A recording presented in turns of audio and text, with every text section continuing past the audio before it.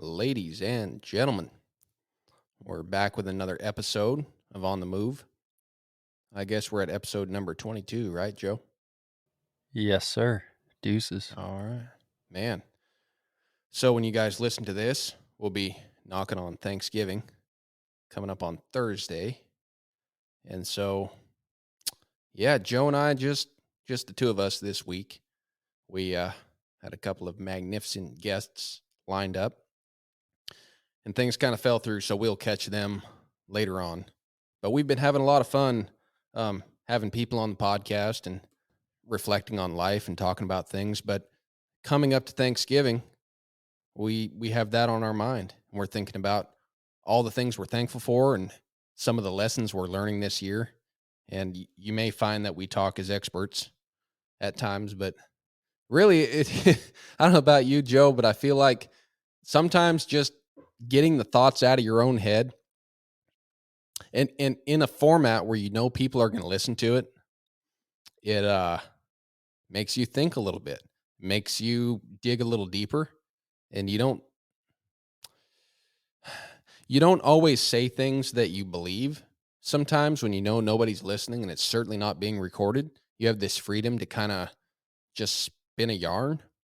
But when you know that you're making a podcast, as much as you and I talk, and I certainly approach this as you and I having a conversation, um, it's still easy to think about the fact it's being recorded, and it challenges you to speak with truth and speak the things you believe or you're learning, and really be honest with yourself. So I enjoy that aspect of some of these podcasts where you and I just kind of talk about the stuff we're thinking about and going through. Yeah, man. You have to have conviction when you're talking in a setting like this. You have to really say what you mean and mean what you say, because, like you said, it's recorded and going out on the internet.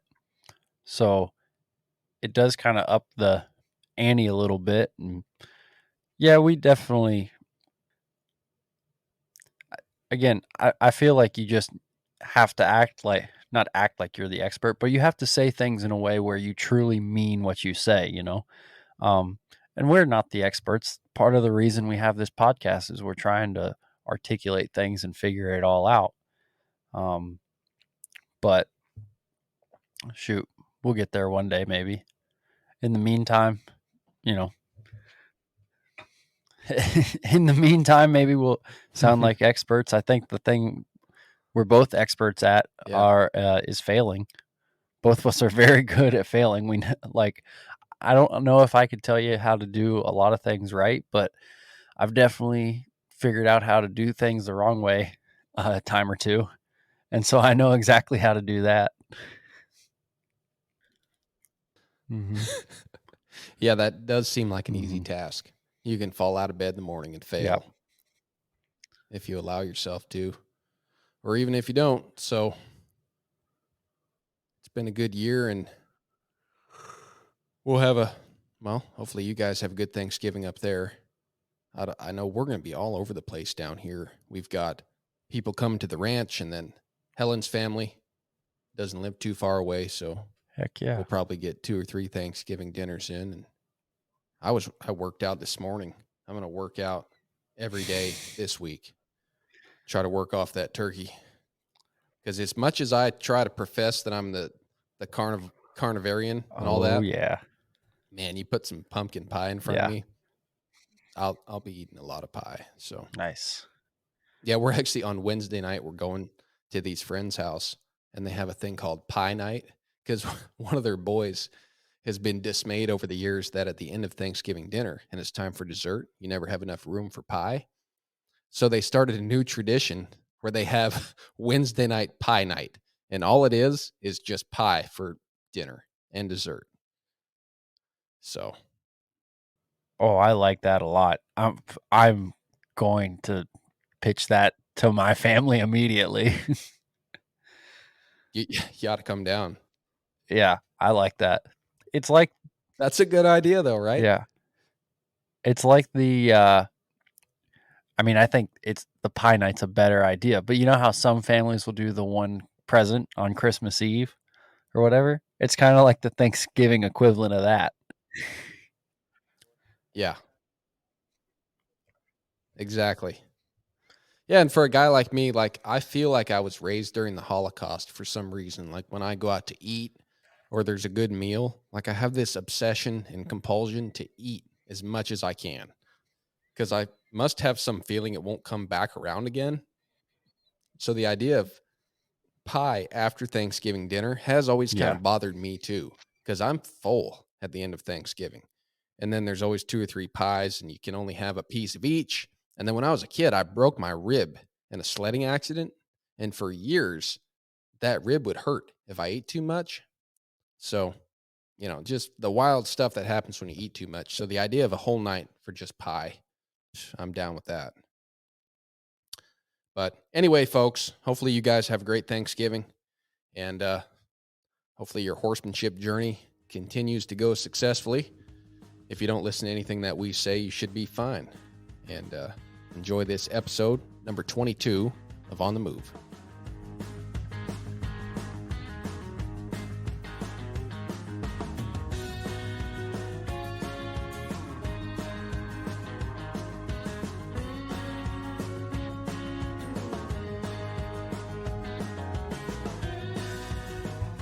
All right, I'm going to get some more coffee.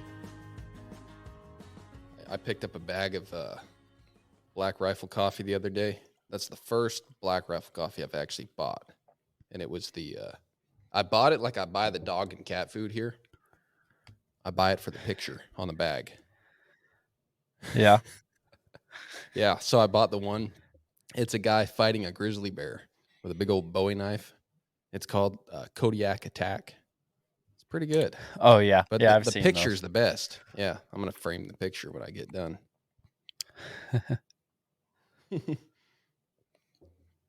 Well, I like those cups, man. I like the merch. Yeah, we got to see where that goes, I guess. Yeah. If I just anyone out like the there shape wants of the On the cup. Move products, DM us. There you go. And Yeah. hook you up. They're nice cups, though. I don't know about you, but well, I mean, you drink hot drinks, even if you're not like a big coffee drinker. But there's something about a mug that has a thin outside. I don't know. There's just a feel. We've talked about that. It's kind of stupid, but You don't like the. See, I kind of like almost like the. I don't know. Now I can't decide which a type of big mug I like thick better. mug. Yeah, I mean, there's definitely something to that. Yeah. Having like a big thick one. Actually, the ones I like the best are the ones you have like people have when they're like camping and they're like the metal ones. Yeah. Just sipping something out of that, you just I don't know. I think I have it ingrained in me. Just like people like standing around at their horse trailer sipping out of mugs that look like that, like getting ready to do like punchy stuff, you know? Like Buster Frierson. That guy's always doing Dude, punchy yeah, stuff. something. There with his pewter Yeah, cup. exactly. Just ready to go do something punchy. Yeah. Well, I know where it comes from for me is I like the coffee cup to be big enough that you get some coffee, but not so big that the coffee cools before you're done drinking it. Ah, And then gotcha. with that being said, typically the mug's going to be a little smaller. It's not going to be ginormous. And then if it's a little bit of a smaller mug, then you want I guess you like the mug itself to not be too thick. Because if it's too thick and it's a Yeah. smaller mug, then it's just disproportionate. Yeah. I don't know. Yeah, it's almost like a shooter glass at that point. Yeah. Well, I guess we made it to Thanksgiving. Just about. Yeah, man. We're knocking on it by the time folks are listening to Almost. this. December is here next week. Yeah. It's crazy. I felt like I'd never get through the fall. Hey, it's finally feeling good here. Nice and cool. Got some frost on the ground. Yeah. But When I stepped out to feed horses this morning, it was 17 degrees. yeah, I don't think it's getting down So to it's not 17 feeling here. so hot here. Yeah, it's probably like Yeah. 30, 35 maybe. Something like that here. So, Oh, at night? yeah, I was hoping I was going to get up there Oh, for that's Thanksgiving, awesome. but not anymore. Sometime. You said you've been hunting. Are you guys still shooting deer like varmints up there? Uh, yeah. Well, the first day of rifle was Saturday. So me and my buddy went out this afternoon. And I don't know what it was, but we saw 11 bucks. None of them were big enough to. There was one that we kind of hemmed and hawed about shooting, didn't end up shooting. And I could have shot him. He was a good sized buck, but he wouldn't have been like the standard. Um, so we saw like 11 bucks and then just a bunch of like yearlings. And both of us, we'll shoot big bucks if we see it, but both of us pretty much at this point in our hunting careers are just looking for big mature does to shoot and eat and stuff. And yeah, we were out for like 3 hours today, didn't see anything. And then he's pulling out of the farm with his truck and almost hits a big old fat doe coming out of the farm. So, but no, it was fun, man. For me, like the hunting, like I'm not a huge hunter by any means. I think if I wasn't into horses, I'd be a lot bigger into it. But it's fun just going out and like being fully focused on something, and quite frankly just not having it have nothing to do with horses. Like you're there on your property and you're thinking about stuff and you're looking around, but it's like you've kind of completely changed your mindset from when you're normally there working. So that's what I enjoyed about it. And we've got so many deer in Virginia now, they've made rifle season 4 weeks long, so I'll definitely get out a lot more. And who knows, maybe see that buck we hemmed and hawed about, or hopefully see some more does and stuff. How But much is a? Do you have it's to get a it's nice tag? just getting out. Do you have to get a tag or just a license? uh you in Virginia, if you get your license, an in-state license is like $40. I think you get two bucks, and it's either 3 or 4 does. I think it depends on which county you're in, if you get 3 or 4 does. But so you can kill 5-6 deer for $40 in Virginia in state. And if you're the landowner, you don't even need to pay the $40. So That's a pretty good, affordable source of food, right there. yeah, you can find them. Like I said, man, we sat there and watched. We watched like 5 probably 2-year-old bucks sit there and just grazing in the pasture. And we're trying not to shoot the young bucks because we'd like them to grow up into big giant deer you hang on the wall and stuff. And like that's cool, and it was like cool to see the bucks. Um, but there just weren't any does around that we could find anyway, which is crazy. I've never had that problem, but oh well. That's why it's hunting, not killing. Yeah, who said that? Heard that. Well, I mean, that kind of I goes for don't know. anything. We have hogs that are coming back here, and we tried a trap last year. That was futile. Caught one hog after running a trap for 3 months. But all the guys here say you need thermal optics and a suppressor and a 30 round magazine and go out there at night. I have none of those. So What What does the suppressor do for you? Just Keep allow you to get get a more few ammo more. downrange before they scatter? Yeah, you just kind of keep things Yeah. quiet just a little bit. Man, did you catch Yeah, I get it. Yellowstone when it came out last week? No, man, we've talked about this a little. I'm a bad. Well, I don't even know. I don't think I'm bad, but like I don't watch Yellowstone. Like I have Alright. seen Yellowstone.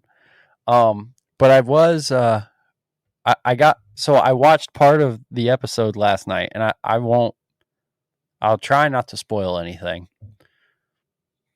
Fast forward like a minute if you're worried about Yellowstone spoilers, but I don't think I'm going to spoil anything. But I walked in to my dad's house last night because I got in late from North Carolina. Got in probably about 7 o'clock or so, and finished putting all the horses away. Just popped in, said hi to my dad, and he was watching Yellowstone. And he was explaining to me like, oh, they're going to this bar, and they're all worried there's going to be this big bar fight, and da da da da. And so So I your dad's watched like a local like to Yellowstone. He knows Yellowstone. the places and all that. Oh, my dad religiously watched Yellowstone. So he like I feel like I know the plot of Yellowstone just from talking to my dad because first he watches Yellowstone and then he texts me about all the like crazy stuff that happened on Yellowstone. Yeah, I mean, frankly, I'm not even sure I know what the plot is of Yellowstone yet, but I do know that this latest season that came out, it's pretty good. I mean, it's not bad, you know. And they've got like Lainey Wilson in there. So Taylor's always incorporating these, you know, country artists or these cowboys and stuff like that. But there's a funny scene in there. Basically, if you're talking about shooting critters that are coming on your land, there's a very important lesson that's learned in that episode. Oh man, Oh and we have yeah. that problem here on the ranch quite a bit. And so Bill watches it a little bit, so he caught up on that episode. So we had a good laugh about that the other day. But anyone that's seen it knows, and if you haven't seen it, it's pretty funny. But it's kind of like one of those like, oh, son of a buck moments, you know, that had to do with getting a little too zesty with the pest control. But all right, I'm going for Pendleton, man. Yeah. Coffee and then Pendleton. You are a cowboy. Hey, we gotta walk the walk on the move. So Yeah, absolutely. You'd hate to hurt our image. yeah, well, and then they're doing another spinoff. They did 1883. Now they're doing a show called 1923, and it has Harrison Ford in it. I saw that. That's gonna be kind of interesting.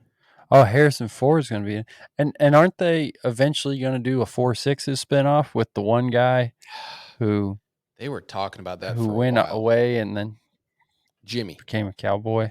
Yeah. Yeah, I don't know. What's his name? Jimmy. Jimmy. Yeah. Yeah. Yeah, I don't know. Yeah. Did you see? But yeah, the Buster Welch 1923 passed one away. that'll be interesting. Yeah. Did you see? Maybe that's not even news. Are you but serious? Buster Welch passed away. Well, it was this year. Yeah, but it's interesting. You know, they got him on the show near the end of that season 4. He appeared on Yellowstone at least once or twice. Yeah, back in June. Are you looking it up? June 12th. In June. Okay. Yeah. Gosh. And then we there's lost the Queen this year, and we lost Buster Welch. Dang it. Yeah. Who? Yeah, he died at 94. Good day. Hope I lived that long. They got that older other guy who's like a 4-6s guy. He's older. He's been on like Dale Brisby's podcast and stuff. Oh, Boots O'Neill. And yeah, Boots O'Neill. That's the other guy. When I think of like kind of old cowboys from Texas, I think of those two. I don't know if they had boots on Yellowstone, but they did talk about him. I think he Oh, was name dropped I'm not once or saying twice. I don't think he's been on Yellowstone. Yeah. Yeah. But I was just having a stream of consciousness, Yeah. and not really saying anything relevant to the conversation.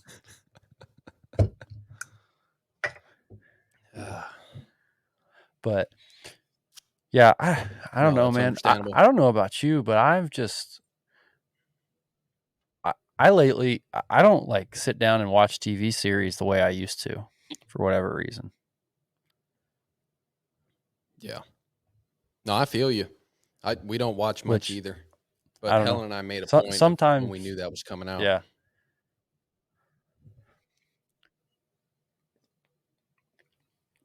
yeah, yeah. That's the one time I'll watch TV is like if Kaylee and I have a show, Yeah. and that's always like, man, I feel like I couldn't negotiate with terrorists now. No, just kidding. But it is always like funny, like trying to pick a show.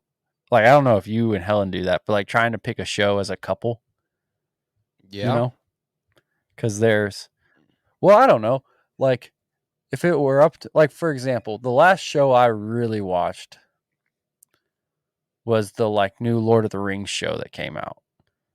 Because in my heart of hearts, I'm like a big old nerd that way. Like I love Lord of the Rings, absolutely love Lord of the Rings.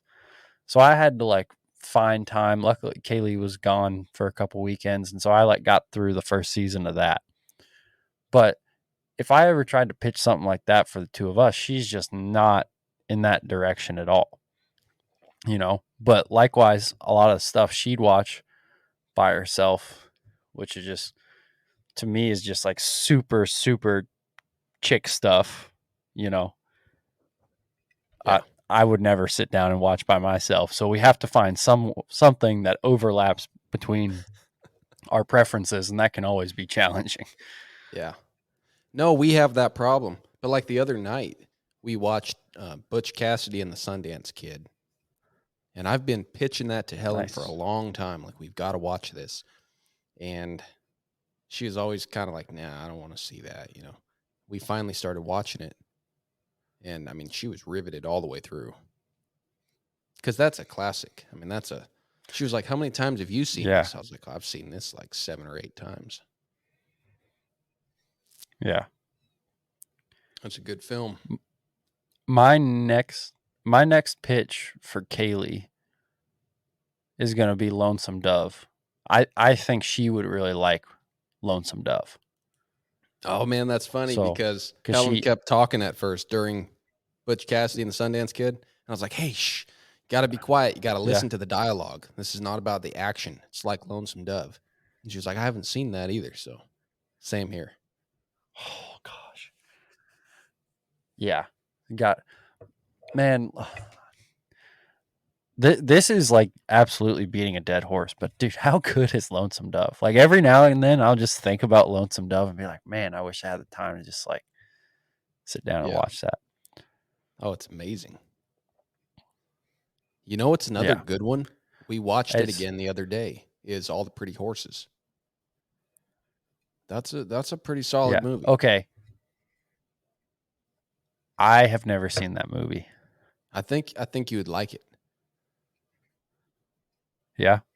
It's. I mean, I wouldn't put it up there with those because it's it's Matt Damon. About his only redeeming quality is that he was in that movie, but it's good though. They tried, and I feel like they tapped into that genre of Western where it's a lot of dialogue, a lot of character. Really tells a story, kind of like paints a life of these guys, and you think about their lives and what they're thinking, what they're going through. Yeah. Well, Matt It Damon, has the kid in Penelope there from Cruz. I like Penelope Cruz. Yeah. And then you ever watch Sling Blade? With no, I've never watched Sling Blade. Oh, but hey, now that's a good movie too. And I know what that movie is, but it's the same kid from Sling Blade. is in All the Pretty Horses. He Okay. reminds me of that kid. Gotcha. Remember the kid that Tinker brought to the branding that first time I was here? Cole? Cole. Cole. Yeah. He reminds me of Cole. Real rough and ready kind of kid. Yeah. Cole. You know, that was what we always say. He was forked and punchy. Huh? Yeah. Forked.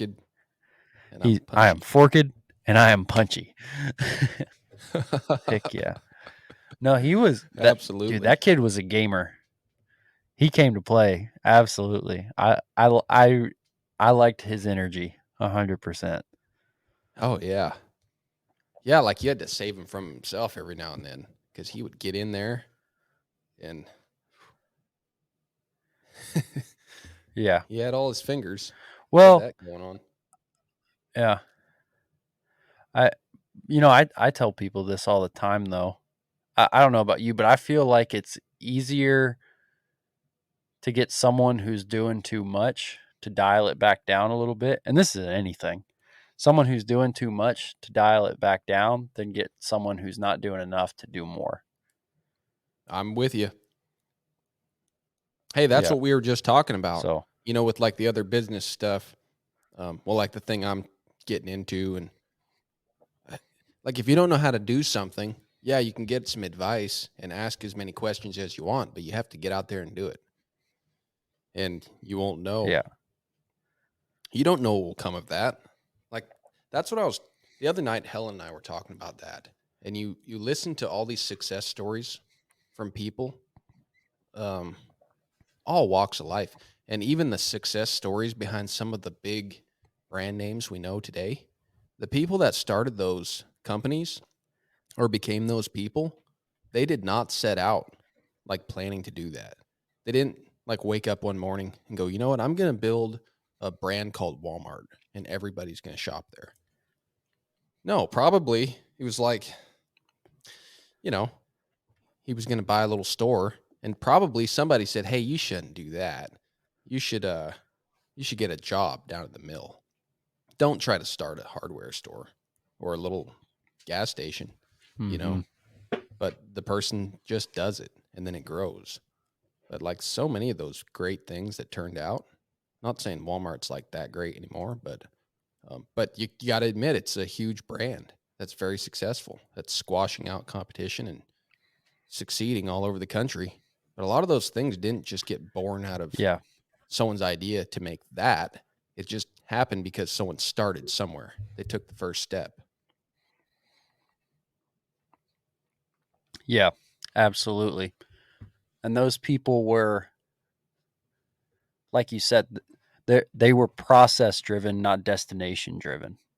So like, I'm just going to do this. And then the process is like, then improve this, then improve this. And then all of a sudden you have Walmart, for better or worse.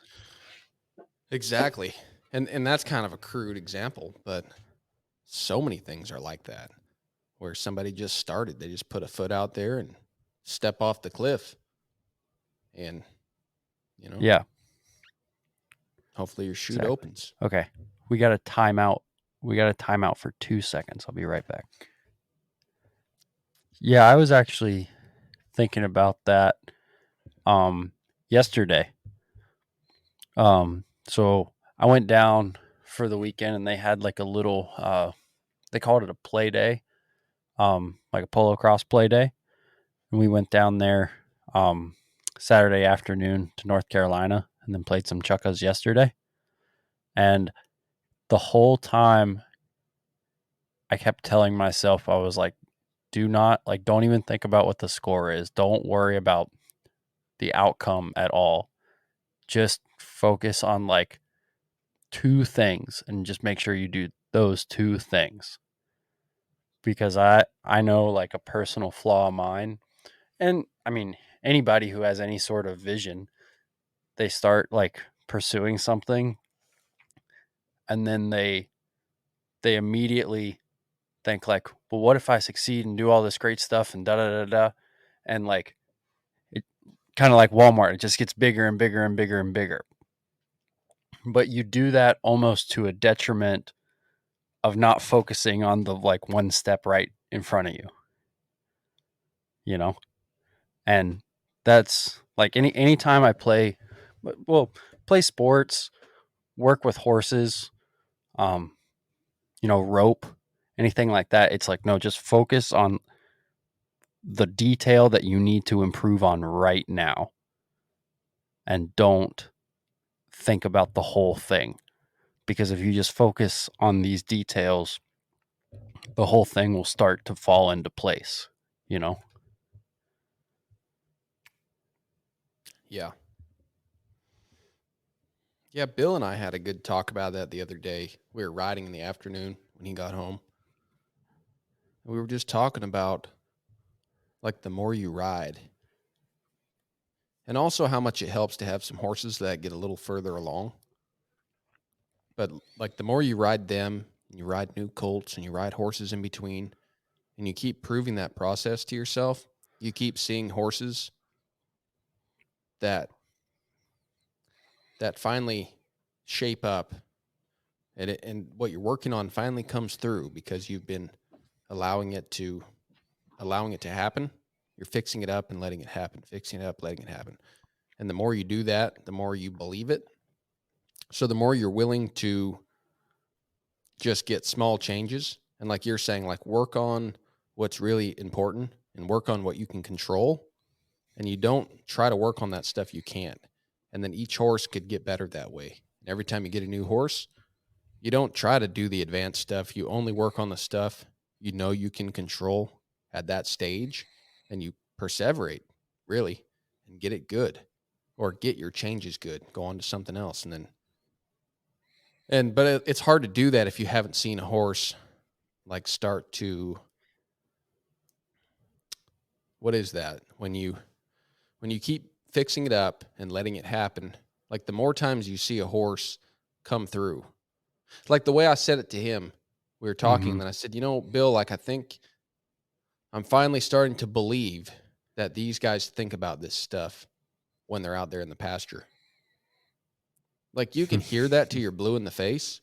And like I've heard that from day one. It's in Ray's book, Think Harmony with Horses. It's in all those books. But it's really hard for me to believe that. It has been for years, that when I work with a horse, that he'll think about how I worked with him and what we worked on. And then he could even make a change the next time I get him out. And I was like, Bill, I think I'm starting to believe that more and more. And Yeah. Yeah. Because yeah, I don't know about you, but from like a pure, yeah, if you were to just like take, I guess what you'd call like the logic side of your brain, you wouldn't necessarily believe that at all. I feel like have been, I feel like I'm in the same boat as you. Like there's been a couple times, maybe even in the past couple weeks, or maybe the horse has like the weekend off. And you get him out on Monday and you're like, man, who has been working with you? You know? Um, and it doesn't happen all the time. Sometimes I get him out and I'm like, God, this is going to be Groundhog Day until the cows come home, man. We're just going to do the same stuff over and over and over again. Oh my gosh. Um, but then, yeah, you get those breakthroughs and you're like, man, when I put you up, you were on step 5 and now you're on step 7. It's almost like we haven't even talked about this other stuff. You're just kind of filling in the gaps already. yeah, At least yeah, that's how I would. That's how I feel about yeah, it. yeah. Because I think there's like a blind belief you can have. Like I think I have that. I have that with a lot of things I don't understand now. I have a blind belief. I'm like, hey, I know it'll work. This is information coming from a good source. I'm going to work on it until I'm good at it. But then you still have those days, like every day, pretty much, where the things that you work on in blind belief, you don't fully understand everything. So you're getting a lot done, and you should do it. You should do it even if you don't believe it, I think. Like fully understand, believe it, but you should still work on it, still truth. But as you start to understand some of those things and that belief really becomes internalized, then as you're working on those things, you understand like what it is you're trying to get done. And you realize that it's not about getting the final outcome, it's about making the change. And then the horse will do the final outcome on its own. Like he can do all this stuff. And Mm-hmm. because it all got me thinking, there was a really great article. I'll have to forward it to you. But Bill sent it to me. He found it online. Someone had written up a great article about elevation in a horse and how a horse achieves it. And it was written very well. I'm not even going to try to talk about it because I'd butcher it. But basically, in a nutshell, she explained how a horse achieves elevation by using the slinger muscles, basically, which would be like pectoral muscles. But on a horse, she was calling them like the sling muscles, and they tighten up, and it becomes like a sling. Like if you had a piece of rope under your horse's chest connected to each shoulder blade, and if you could like take that rope and pull it tight, and it would lift the chest of the horse right up. And because you got all these people spurring the horse in the belly and that all the stuff about collection, but she explained it very simply how a horse gets collected, and then the exercises the horse needs to do in order to strengthen those muscles, and it all went right in line with what Buck teaches and all the other great horsemen. And then like that article got me thinking, and I was like, wow, like you really can't make a horse get collected. Like it's like somebody in a gym. Like you can't just tell someone, "Hey, I want you to have this form and lift up that weight like this." If they don't have the muscles developed, they can't do that. And so that article Mm-hmm. really made me understand that a little bit more.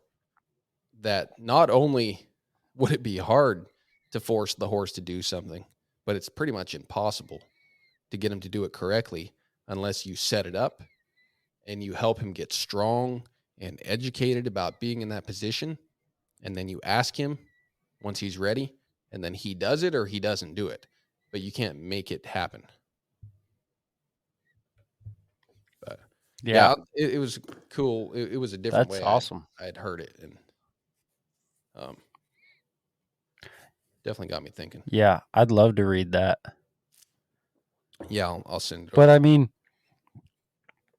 there obviously that's kind of talking about it from the physical side of things, but it's kind of the same deal with like horses and people. You can't with horses if you kind of want to get barbaric with it, you can make them do things. But to do anything with real quality, you can't make them do it. You just set it up and then let it be their decision and then they go and do it. And it's the same thing with people.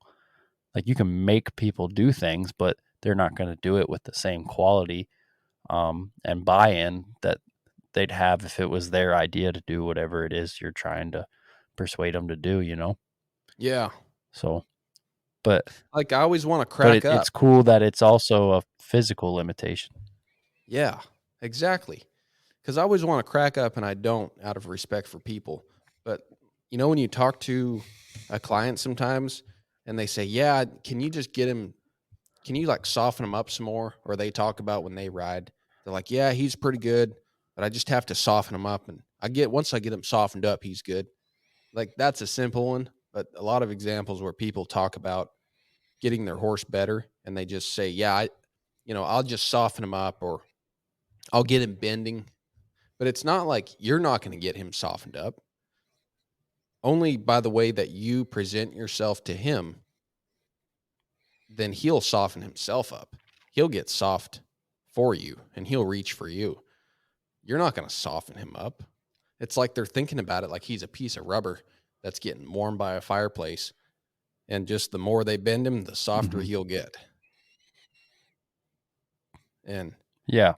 I guess even though I know that's not the way, sometimes I think I can approach these exercises the same way, where you think, well, I'll just do them a lot and he'll get better. He'll cover for me. He'll get better at it.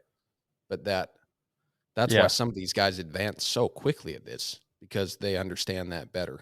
They understand how to present themselves to the horse. So it's not them softening him up. The horse is softening to them because of the way they present themselves. It's almost because of what they're not asking for that the horse yields. But it's like they're working on a different wavelength. What they're not asking for. Yeah.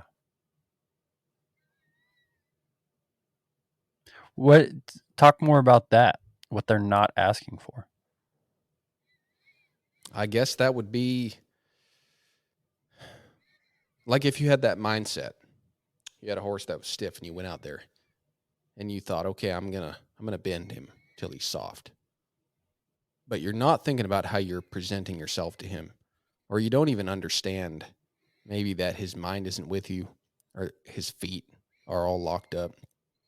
So you're not asking for that. You're not asking for his mind, and you're not asking for it through his feet. You're just bending him. You're just trying to soften him up, so to speak. But you're just doing repetitions and showing the horse that you're stronger than he is, and that if he submits, things will go well for him. So you're asking for that. Instead of asking for, really, instead of not asking for anything at all, you're not really asking for anything. You're just presenting yourself and leading him. Like a good leader doesn't really ask, and a good leader isn't a bully.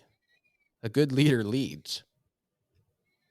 And if you're actually a good leader, then when you look behind you, you'll have somebody following you.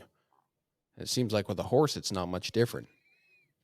If you become a horseman, then you don't have to beg of your horse. And you're not a tyrant either. You present yourself, and in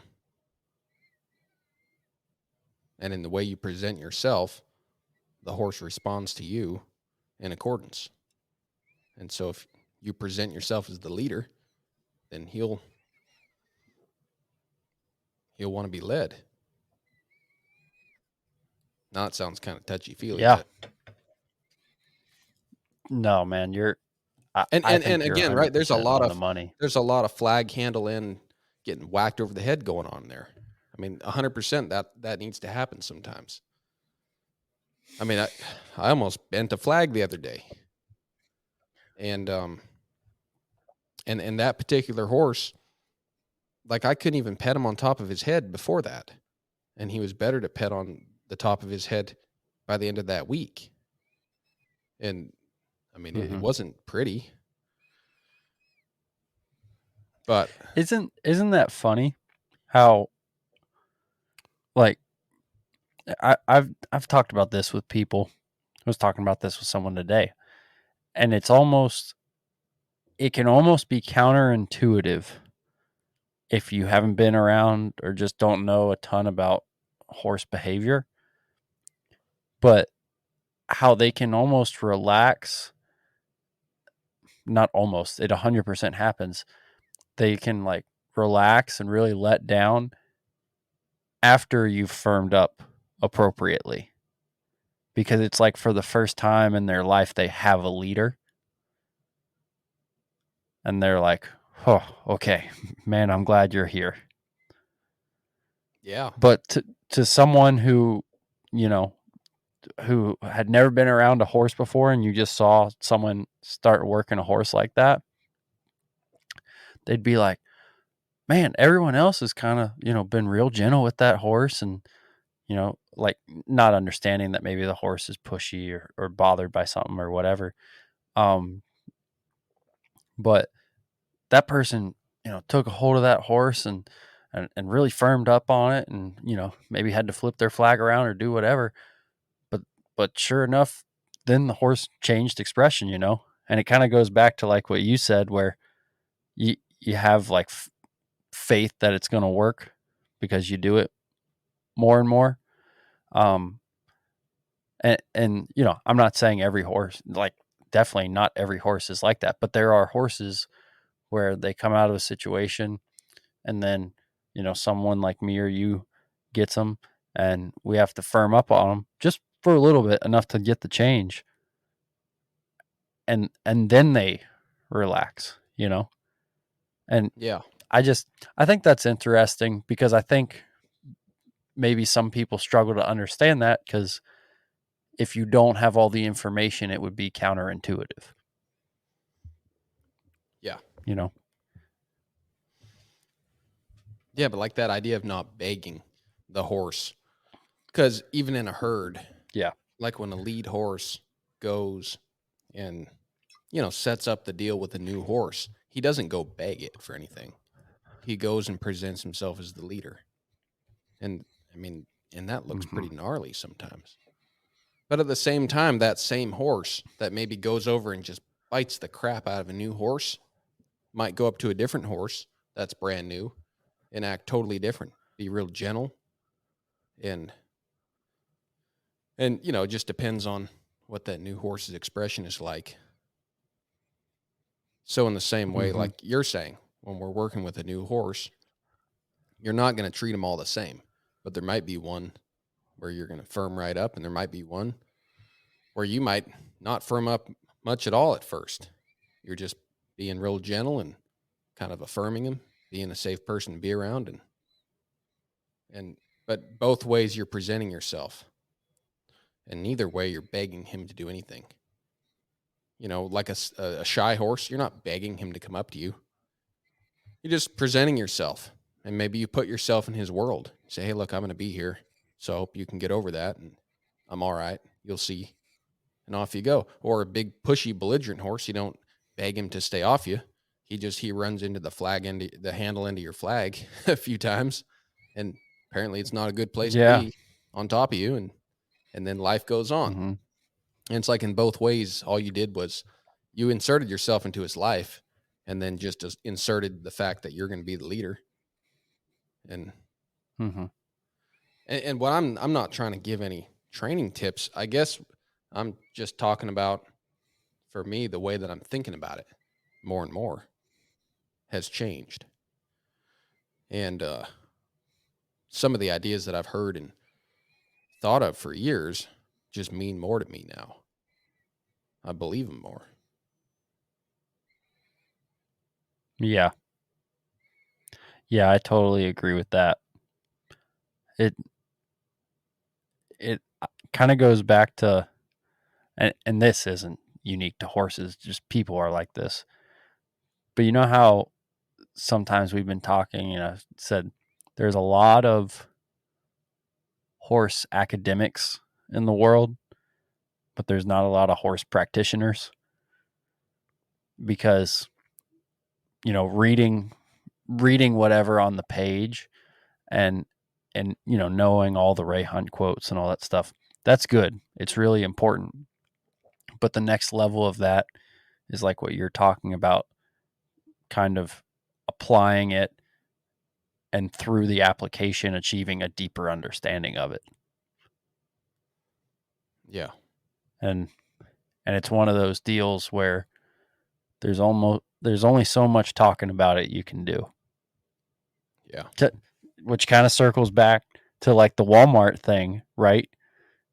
There's only so much like sitting there talking about like, you know, what kind of company are we going to build, da da da. At some point, you need to just pick a waypoint and start heading that direction. Yeah. Well, so I was listening to something today, and then I had a little time driving something. So I started doing a deep dive on the idea of postmodernism. I hadn't looked into that whole thing very much. I hear that a lot. And I heard a cool explanation and or a way of thinking about it, that whatever you think of postmodernism, that this person's defense was against it. And he was saying that, like, satellites have not been put into space based on the principles of postmodernism. So somebody can be all about that all they want, but it's kind of an unfounded belief. In fact, the whole idea is to degrade common belief and look outside the box. So, I mean, looking outside the box, there's nothing wrong with that. But like you're saying with horsemanship, there's a certain point where you could pontificate so much that now you're off in the land of Oz. You haven't even, none of these ideas are even founded. So, have fun pontificating. But if you're not getting out there as a practitioner and making those ideas stick, really founding those ideas, then it's just a bunch of nonsense. And I thought that was kind of cool, though, because there's people that are putting their whole life and value behind some ideas that, whatever it means to them in theory, great. But the world doesn't revolve around that kind of thinking so far. It doesn't hold up. So same with horses. That was like I talked to somebody recently, and they asked me something, and I felt like I should reply in the best way I could as a friend. And all I could say was, well, there is a lot of people teaching, and there's a lot of great people out there. And, the way I would find a good teacher for myself is, between what they say and what they do, I would make sure that I could wear earplugs and watch them work, and it looked good. Even if they weren't saying anything of great importance, if what they were doing looked correct and was looking better and better, I would have some faith in them. But if I was watching them wearing earplugs and I couldn't hear all the great things they were saying, and what they were doing looked like crap, I would have my doubts. Because as good as something can sound in theory, if they can't actually pull it off to where it looks good and it's getting better, again, you're like the postmodernist. It's unfounded theory, and good idea or bad idea, you gotta come loaded for bear if you're going to teach me something. It's got to make sense. It's got to hit the target and go through it, not just go off into thin air and I just have to believe that it's true, and you have no proof. Yeah, I totally agree with that. That it all comes back to balance. But I think if I had to pick one way or the other, people probably think about stuff too much and don't do quite enough. I've definitely been front row center to people who are more doers than thinkers, and that can also go to hell in a handbasket. But but especially I feel like nowadays where you like it's a super valuable tool, but you can, if you decide you want to do something, you can sit there for days and just Google about it and watch YouTube videos and figure out like all this stuff and literally, learn quite a bit, but you haven't really done anything but besides sit at your computer or sit on your phone or whatever. And so at some point the rubber has to meet the road, and hopefully you've just prepared enough that's that when you go to apply whatever you're trying to do, you stay safe. But the alternative of just kind of almost staying in that bubble of never really trying to apply and get better, that it's equally as ineffective. Yeah. Yeah, absolutely. So, yeah, what's the old saying? Zeal without knowledge. You were saying you've been around people that don't do enough thinking, but they do plenty of acting. Yeah. Yeah. Yeah, I guess that is one area where I was going to ask you what you meant by balance, but I guess that's what you meant, was that there's a balance between you do need to think a little bit, and then you need to act. You need to act in a balanced nature to the amount of thinking you've been doing, and not get off kilter. Yeah. You can't, if you think too much. Well, first off, if you don't think enough and you act too much, depending on what you're doing, you'll probably end up in a whole lot of trouble, especially with horses. But if you just think way too much and don't act enough, one, you could also get in trouble, but two, you wouldn't get anything done. So it's like one of those deals where, okay, this person didn't think too much and they got themselves in trouble, but you're also sitting here with your finger up your nose contemplating everything. You didn't get anything done. Yeah. So you tell me which is better, because neither of them are good. Yeah. No, I mean, it's a good thing that we're experts on the topic, because I don't know what I'd do without all of our knowledge on this. I'd feel lost, man. Personally. Thank heavens Oh man, we know what we're talking about. I Gosh. I am experienced in not thinking through things at all, and good Lord willing, I have bounced more times than I've broken. Yeah. But there have also been other things. I mean, like in my life, maybe not with horses, but gosh, like, life decisions or other things where you just sit there and you think and you think and you ponder and you ponder, and you can like let opportunities just go right by you because you're not Yeah. willing to grab a hold and do something with any of them, Yeah. So it's, but I guess that's growing up, being becoming a more well balanced, better functioning person. Is what can you know when to hold them, know when to fold them, man. Yeah. Yeah. That's it's an important, like you said, trying to, grow up. An important part of becoming a functioning adult in society is understanding that risk versus reward assessment, where you do some thinking, then you get out there and do some doing, because there's endless possibilities, Yeah. man. I mean, like, you're talking to the guy whose mind is turning all the time. Like this morning, I was thinking about something in the stock market, and I was like, man, that would be a good idea. And then I thought, well, maybe it's not, because like nobody does that. And then I was like, maybe it is a good idea, and no one's doing it for the same reason I don't do it, because I'm too lazy. Like, I'm not huffing after that.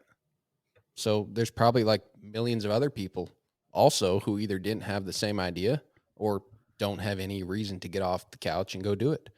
Or maybe they work really hard and they just don't have a good reason to break up their routine and dive into that and learn about it and all that. So again, that's where I just start thinking too much and kind of have to do something or not do something. Then you find out, then you know. And I don't think you're worse for it. Then you have experience, as long as you didn't really screw up.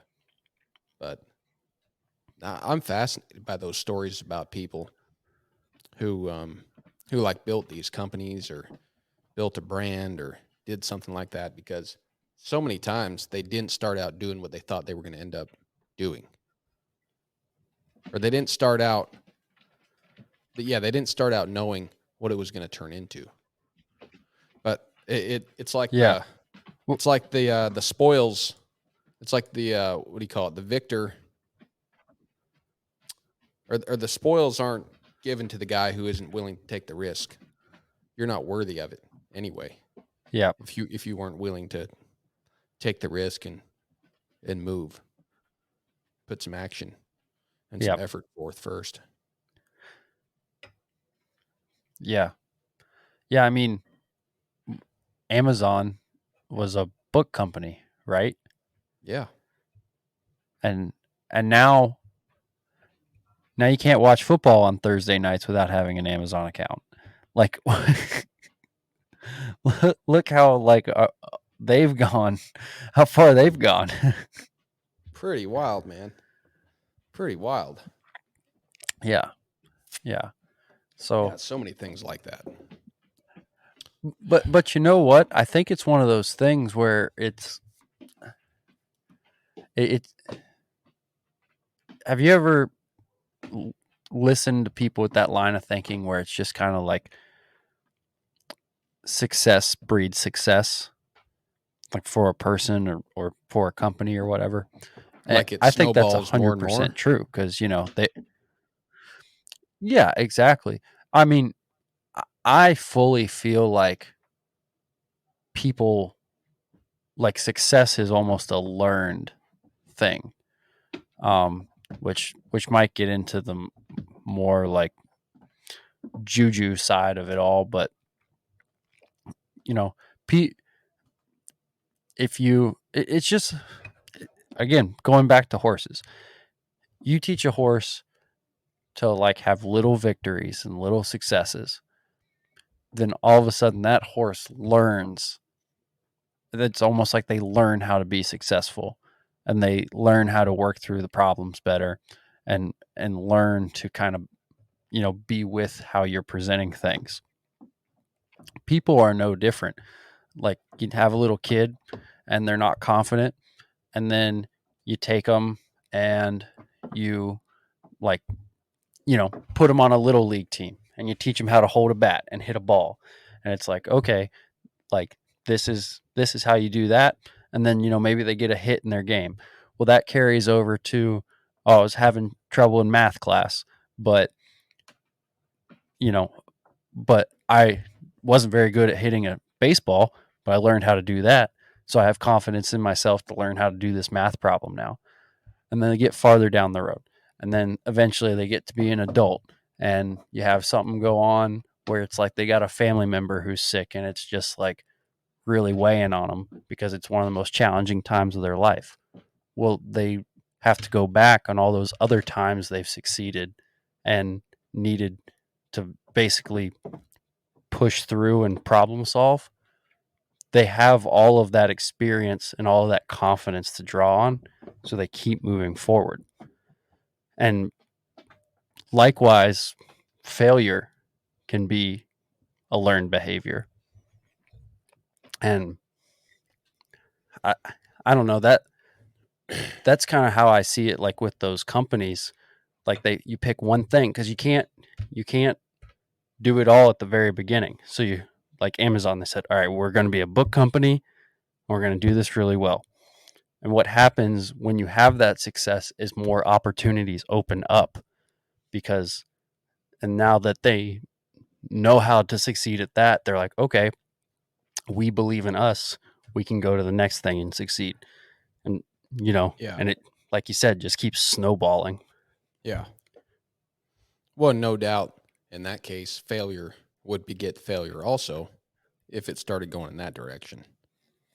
If you start failing and you fail again, and you just keep, Mm-hmm. you just obsess and fail. But yeah, no, Yeah. but also I Now, think that's like, not to say that yeah, you might not ever fail, but yeah, you're exactly right. right, exactly. But you can't, you have to keep going forward, and you have to keep Mm-hmm. putting in the effort, because no doubt there is effort involved in something like that. Probably a lot of people see something like the Amazon story and think, wow, that's great. That guy just blew up. But for sure, somewhere between it being a bookstore in his garage to being what it is now, like, that a few times in there must have been days where it seemed like an awful good idea to quit. Sure. Maybe it was more in the early days, but I'm sure there were definitely days where it seemed like a good idea to quit. And so to have that resolve to not only not quit, but not even to deviate from the plan, to go, well, okay, let's not do books. Let's do, you know, we'll do boxed wine, you know, or like some Mm-hmm. random other idea, and just kind of go with the tide. But to stay true to what you started out to do till you Mm-hmm. get some success, even through those days where you want to fail. That and I think that's probably underappreciated quite a bit with people that seem like an overnight success, even if it took a decade or more or a couple of decades.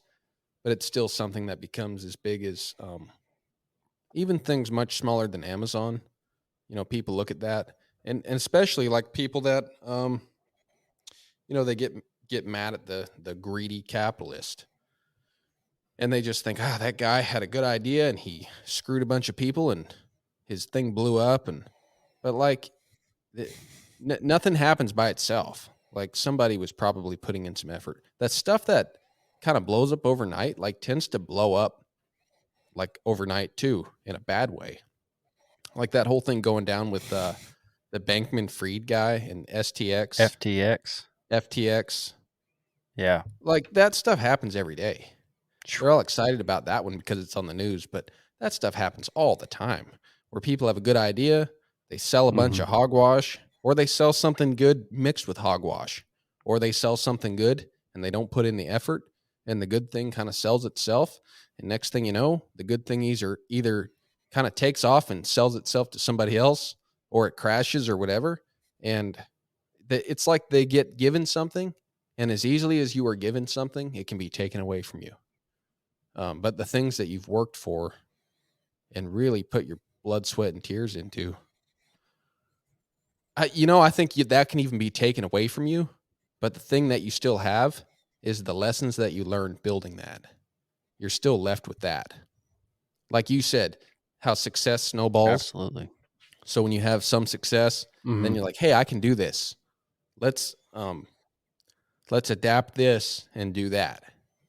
So even if you build something and you lose it, you still have that feeling of success, and you're like, okay, well, we'll just start over again. But if it comes to you freely, it's all exciting, and then it gets taken away, and then you're right back where you started. You're not any better for it.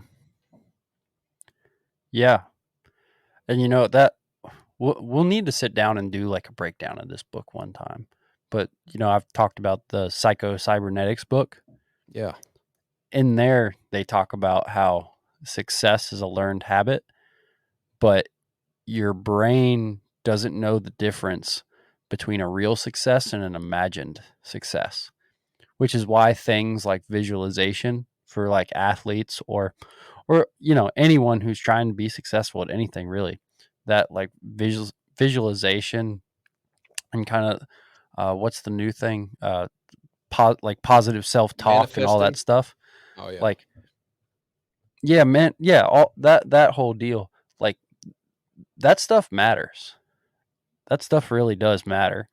You can't just think you suck, and then all of a sudden, like, wow, I was actually successful at this thing I thought I sucked at.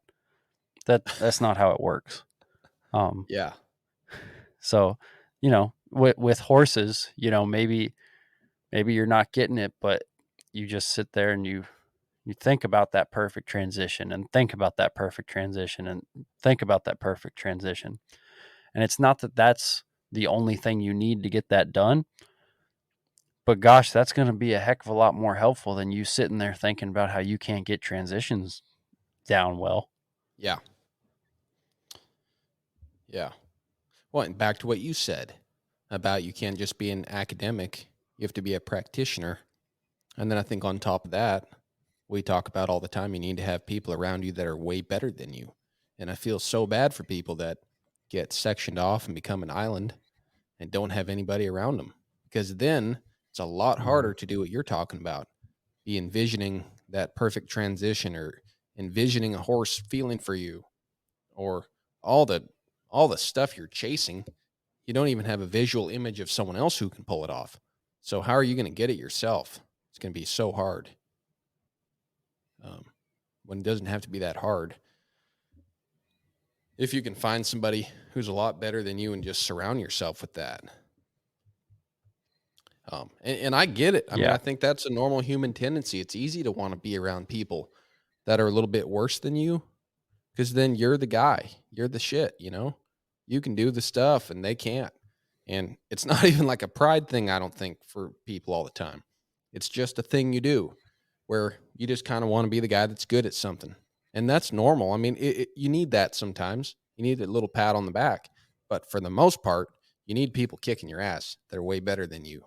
That every time you ride with them, you want to hang your head in sorrow and just because you're just not there. It's good for you because Absolutely, man. nothing makes you want to reach like not being able to pull it off, not being able to deliver. And man, like I know for me, that's the biggest thing about going to the clinics or just getting around these guys that are better. I mean, you can ask them questions and learn all these technical things, but just being around greatness is so important. Yeah. Yeah. Iron sharpens iron 100%. Yeah. But yeah, we should do that. That's a great book. I need to read that again. Yeah. Yeah. I'd need to go back and brush up on it if we did something like that. But that book definitely, like, I don't know. It like changed my whole outlook on life, honestly. Not to overstate it, but Yeah, me too, man. Because like I grew up hearing things like the power of positive thinking, and Mhm. maybe it just didn't come from a reliable source, but I thought that was a bunch of jargon. And in that book, like within a couple chapters, it's basically saying that, like, yes, there is power in positive thinking, and Mhm. it makes sense. But Yeah, it does. I mean, uh, our our subconscious brain is still probably the most powerful supercomputer on the planet. So we have no idea what's going on kind of in the background.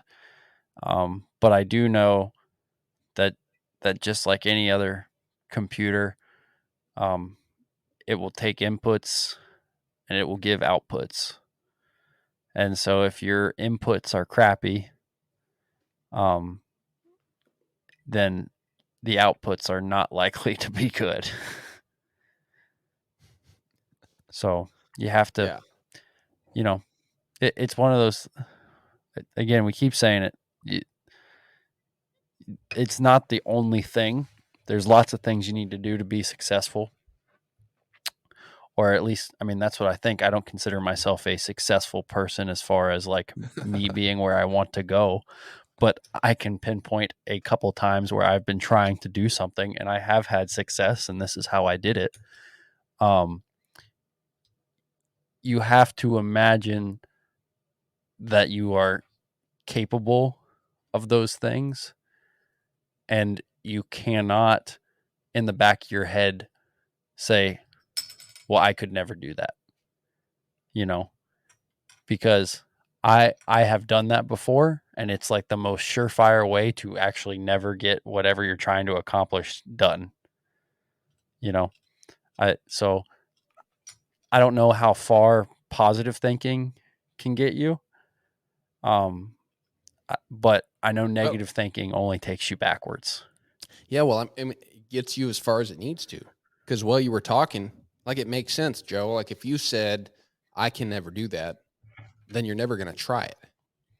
So if you tell yourself, like, and Hmm. again, like I'm not a scientist, I'm sure they would get way more technical about this, but to me, like it breaks down to something very simply like that, where if you say, like, I want to do that, I could do that, there's totally a chance I can be successful. Well, now there's a much higher chance that you're going to actually try it and you're going to start, you're going to take a step forward. But if you're doubting yourself, telling yourself you can't do it, seeing no future in it, you're not even going to start. And if you don't start, well, we all know, I mean, that's about where it ends. So I think that totally makes sense. That's like the first ingredient is saying Hmm. it's like committing. Like Absolutely. part of that isn't just thinking positively, but you're committing because you can't commit to something if you don't even think you can do it. And so you start by saying, "Hey, I can do that." And then you go, "Okay, well since I can do it, then I'm going to do it." And then you start looking for how to start, how to Yeah. get your foot in the door, take the first Yeah. step. Yeah. Yeah. I heard a cool story about a guy who's like trying to get back into shape or something. And for like the first 2 weeks, all he did was get up in the morning, show up to the gym, and scan his card. And then he'd go home and eat breakfast and like go to work and stuff. Yeah. And so he just developed the habit of like getting up in the morning and going to the gym. And then he was like, all right, now I'm going to go to the gym and I'm going to exercise for 10 minutes. And he did that for like 2 weeks. And then he made it, 20 minutes and then added on to like however long he wanted to get his sessions in. But I just think that's such a cool example because it's like, he didn't, he said he made the goalposts in a place where it was like he had no excuse not to succeed at that small part of his big plan, right?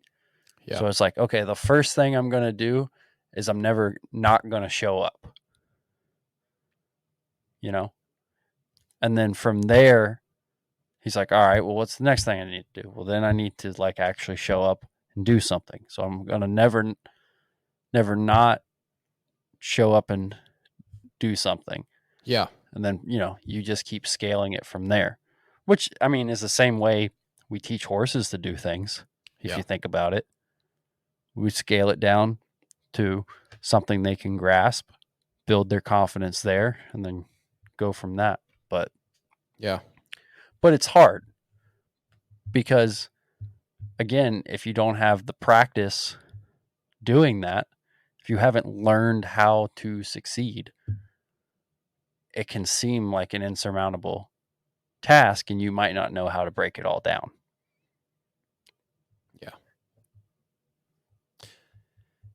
Yeah. What's a good example of that is actors, like some of the more successful ones. A lot of times you hear their story and they're like, well, I wanted to become an actor, so I just went to Hollywood and went to a set, showed up. I was a stagehand, didn't get paid. I volunteered. I just kept coming back every day. They'll be like, yeah, I worked on such and such a movie, worked on the whole thing, didn't make a cent. But this director saw me and I held this shade tarp up and someone asked me to say something, or I tripped over a bottle of water and fell on stage, and then it happened. But like they had to show up. Like if they didn't go there and get to that place and then ask for a job, get denied, and say, okay, well, that's okay. I'll just work for free then. And like there's a real lack of that. And what I almost get indignant about sometimes is like when I tell someone I'm going to do something and they're like, oh, how much are you getting paid for that? And I'll like tell them, or I'll say, oh, nothing. I'm just doing it. And like, oh, you shouldn't do that. You need to get more money than that. And they don't, but like to me, that thing is the thing I'm trying to do for free. Like I'm just going to do it. I don't care. Like I want to be in that space. I want to be in that business space. So I have to show up to that space. I can't wait till there's a good offer. I have to just go over there and do it and then go from there. But like to me, that's the first step, is like going and showing up, introducing yourself, like being there. And if you get paid, great. If you don't, volunteer, prove yourself useful. But like if you're not there and present, like no one's ever going to pick you. No one's going to offer you anything if you're not even there in the first place. They won't even know you exist. Like no one's going to come to like Bumfrick, Iowa and knock on your house door and be like, hey, we're looking for a leading male for this great role. We think you'd be great. They don't know you exist. There probably is someone in Bumfrick, Iowa who'd be a great actor, but he'd have to go where someone's going to see him. And then that's like the same for any industry or anything out there. Like, yeah, some people are born into stuff, but most people, you have to decide you're going to do it and then go take the first step. And then that's that thing. The first step might not be pretty, might not be very fun, but that's the entry point. Yeah. Yeah. Definitely at the beginning, when you're trying to get into something new like that. You you have to first make yourself available. You know, availability is the best ability. That's that's what I've always heard. I like that. That's a good way to put Yeah, it. yeah. Well, man, That's that brings us. Go ahead. Oh, I was gonna say I just heard that from like coaches growing up talking about how important it was in sports to stay healthy because you can there's people who are really athletic but they get hurt easily, and over the course of the season that doesn't do you much good. But yeah, it goes for anything. I think your example is better than that, honestly. But availability is the best ability. So step one is always be available, and then you go from there.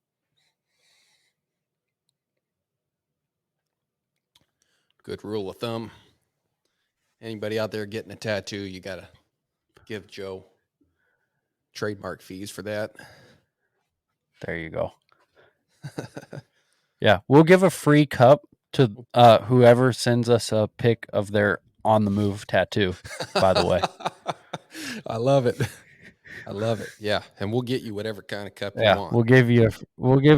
we might, yeah, shoot, we might even give you a hat too. We'll give you a Yeah. hat and a mug if you send us pictures of your on the move tattoo. Yeah. There you go. Well, man, that brings us all the way around to Thanksgiving, kind of. Because I'm so thankful that we live in this country.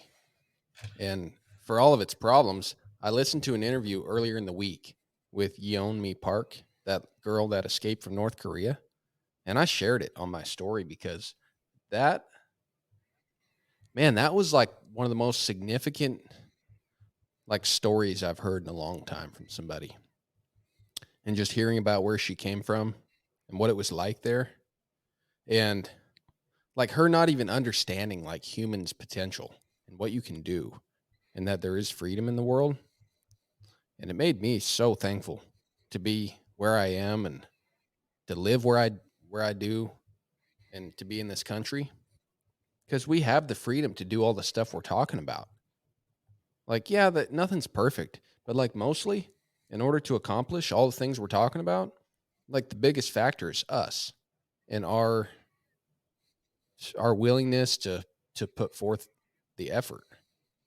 And so, I don't ever reflect on Thanksgiving very much, but I feel like this year I've been thinking about it a little bit more, and I'm really thankful. Like it's something else that we live in this country. The more that I study some of the countries abroad that are nothing like us, like it's like hell to live there, and we're very fortunate. But Oh my gosh, probably gonna drink to 100%, that. man. There you go. Um, I don't even think you could have a podcast in North Korea. no. Well, you could only they'd probably give you like 3 sentences to repeat over and over again. Yeah. You couldn't exactly have original thought.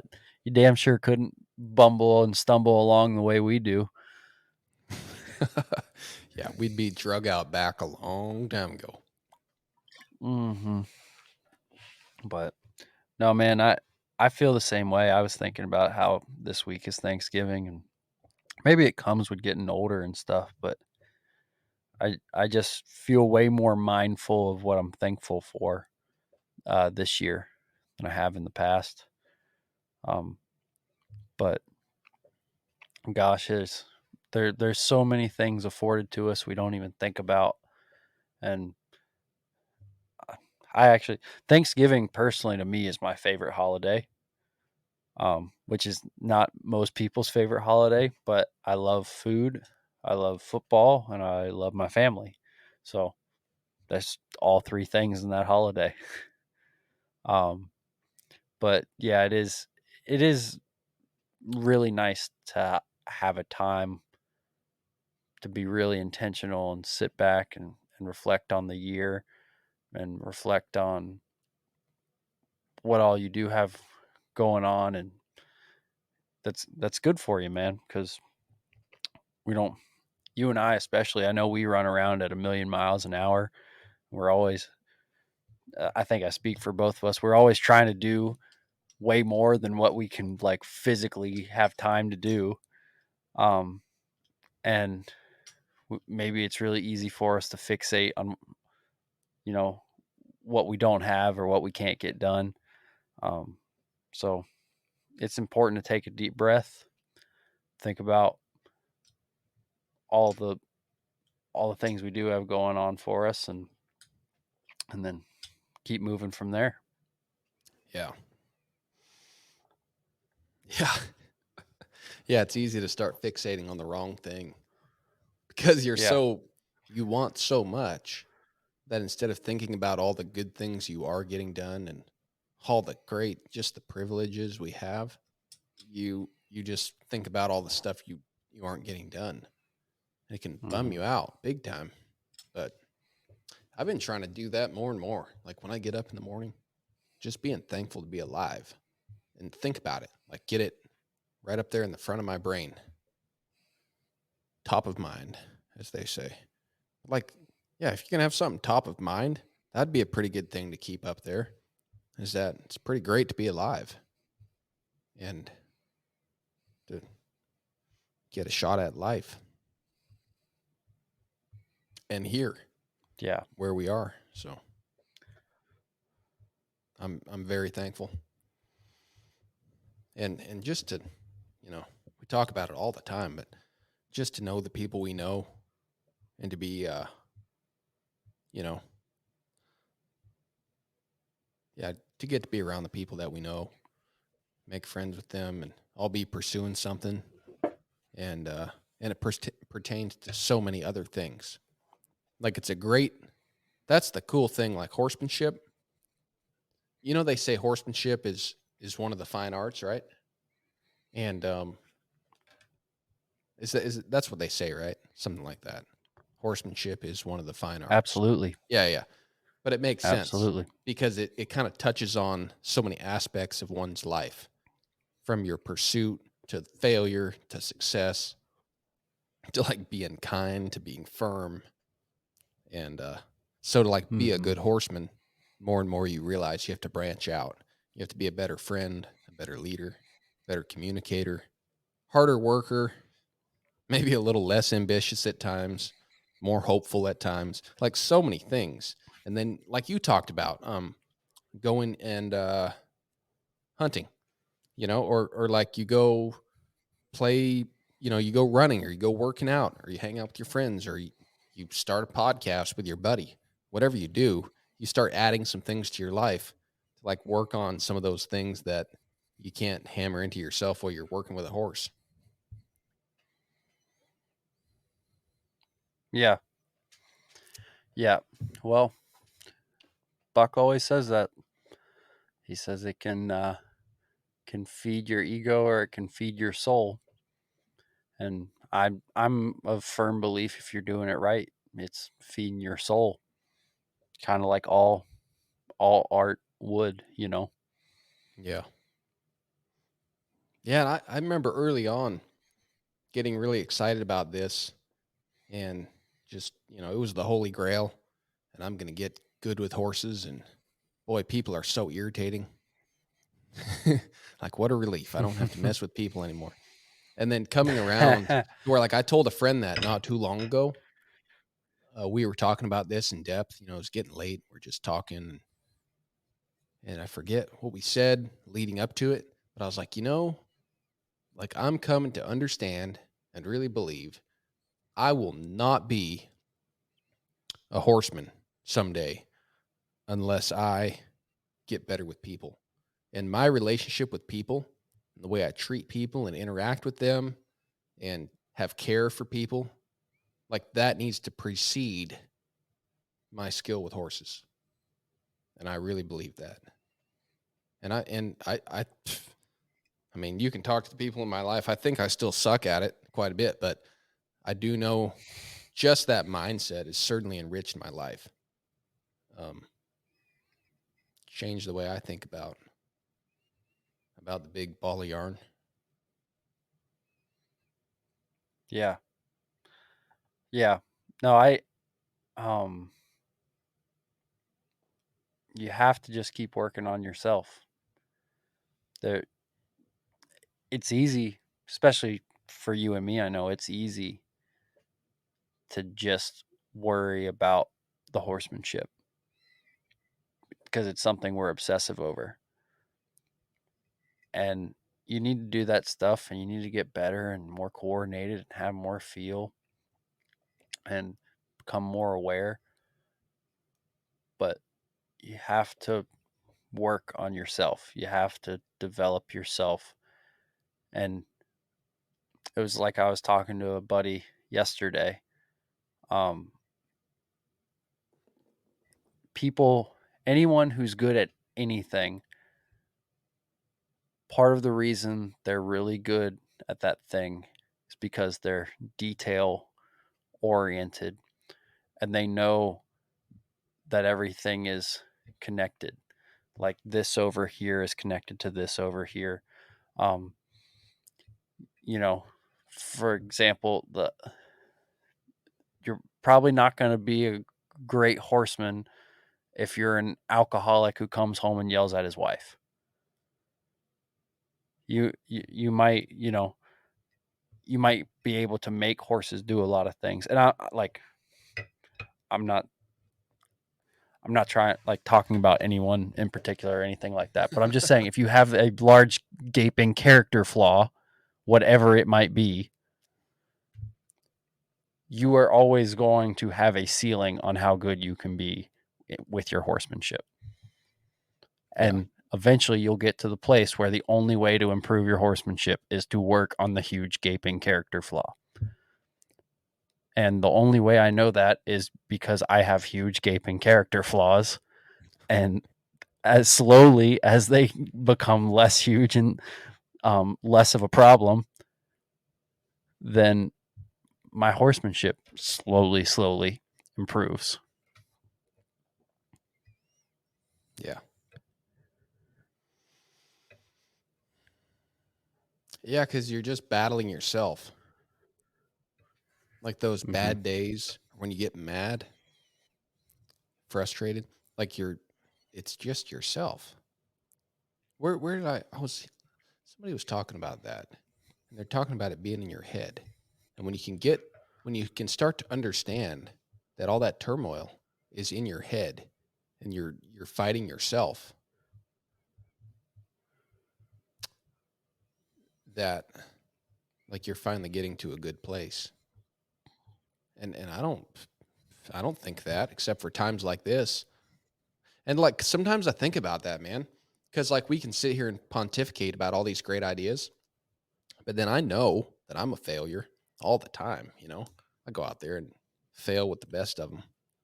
But I still think it's good because every time we talk about things like this, then it makes me like want to do better. And the next time I'm in the field, like I remember the stuff we talk about and I think about the things that I've studied and heard and learned from people that are a lot wiser than I am. And so the more that it's regurgitated and brought up and like shoot, when you talk about something like that with your friend, then you feel more accountable.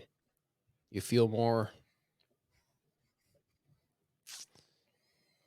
you have a standard to hold yourself to more and more, and you just keep bringing it up, and you're going to fail. You keep bringing it up. That's the goal when it comes to how you're trying to be. It's like we've been talking about. You have a goal. So what would be the first step? Is it that you're going to wake up one morning and be like, okay, today I'm going to make it till 10 o'clock as a perfect person. I will be Mary Poppins until 10 o'clock. And then I can start failing after that. That's kind of a big jump, but maybe just talking about it and thinking about it would be a good start and being honest with yourself. Isn't that like AA? That's like the first thing in AA is you have to be honest with yourself and you have to say, I am an alcoholic. And until you say that, like, why are you at AA? You're not going to get anything done. But it's like with horsemanship, like the first step to being a good horseman is saying, I am, you know, I want too much. I get frustrated. You know, it's like saying, I am a failure and I'm going to get better. But I am a failure now. I'm not a great horseman, but I want to be. And so I'll talk about it with my friends. I'll practice it. I'll wake up every morning knowing that I certainly have the potential to be a failure, but I'm going to do my best to not be. And I guess there's a balance there, because we were talking about that. You got to think positively, but you have to be honest with yourself. Like when you screw up, that you're honest with yourself. You don't just brush it under the rug and think nobody will ever know, because everybody else will know and you won't. But I think that's why I appreciate talking about this stuff with you and other people that I talk to about this stuff, because you're honest with yourself. And then once you're honest with yourself, I don't see that as an excuse. Like the next time you're having a bad day, to go, well, they all know that I have bad days because, they know me. But instead, you can recognize, you can see it coming, and you can start to make some changes in the way that you react. Because so much of that, like when you're working with a horse and things start going south, you're not like out there making predetermined decisions to be an asshole to your horse. You're just reacting. You're afraid, or you're mad, you're behind schedule, you're not meeting your ambitions, whatever it is, you're reacting to life. And the less you can react and the more you can lead your life, then the less you allow those things to rule your life and take over. But Absolutely, man. Well, I feel the exact same way about being so fortunate to have people like you to talk about this stuff with, right? Because we're constantly kind of engaging in this, so make sure we aren't islands. So to kind of put a bow on this and wrap this podcast up, I'd say one of the things I'm really thankful for is having you as a friend, and us having friends and mentors that we're always, kind of putting it in the forefront of each other's minds about how to improve, how to work on ourselves. Um, it's honestly a blessing, and this this podcast has been a blessing because it's allowed us to meet new people. You and I, we've been friends for a good while before this podcast happened, but to sit down every week and really kind of consciously think about it and talk about stuff that we talk about, that makes a big difference compared to, maybe once in a blue moon we have these type of conversations. To be way more intentional about it through this podcast, that's something I've been thankful for, and I feel like it's really helped me keep things in the forefront of my mind. Yeah, I'm so thankful. And yeah, there's a lot of days. I mean, I don't always want to be where I am. There's a lot of stuff I'd like to, I'd like to be other places, or the weather, or, like whatever. Stuff gets to me. But like right now, while I'm thinking about it, I'm super thankful to be where I am. And for sure, this podcast and our friendship, it's changed the way that I look at a lot of things. And especially in the topics we talk about all the time, with horses and with people and pursuing something, success. So I'm very thankful, and looking forward to next year. But I think it's been an exciting year, and even with all the turmoil, political turmoil, financial turmoil, unrest, all this stuff, just to remember, at the end of the day, we're all people. We don't get out of this thing alive. We all have that in common. And you don't even have tomorrow, like we don't even have tomorrow, but we have friends. We have each other. and we have a lot to be thankful for. And boy, that makes us winners right off the bat. Amen. All righty. Absolutely, man. Well, shall we wrap it up? Cool. Happy Thanksgiving, everybody.